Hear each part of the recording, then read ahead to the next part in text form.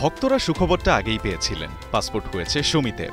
ই passport পৌঁছে গেছে বাফুফের হাতেও, যার মানে এই মিডফিল্ডারকে বাংলার লাল সবুজের জার্সিতে দেখার স্বপ্ন পৌঁছে গেছে বাস্তবতার আরও এক ধাপ কাছে।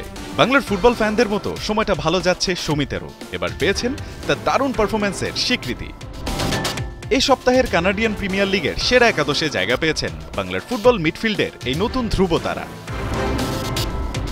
ক্যাভালরির হয়ে গেল ম্যাচেই প্রথমবার সুমিত নেমেছিলেন অধিনায়কের আর্মব্যান্ড পরে। সেন্ট্রাল মিডে সেদিন গোল বা অ্যাসিস্ট না পেলেও মাঠে ছিলেন দুর্দান্ত। ইয়র্ক ইউনাইটেডের বিপক্ষে সে ম্যাচে 2-1 গোলে জয়ের দিনে তার পারফরম্যান্সটাই মাঠে গড়ে দিয়েছিল ক্যাভালরির দাপুটে পারফরম্যান্সের ভিত।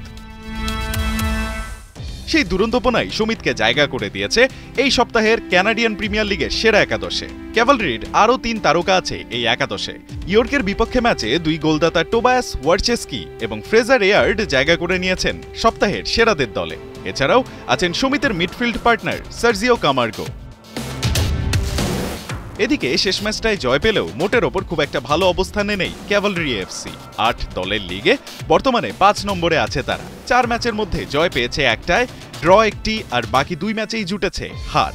অন্যদিকে টেবিলের 1 নম্বরে থাকা অ্যাথলেটিকো অটোয়ার 5 ম্যাচে পয়েন্ট 13। রান আহমেদ, 71।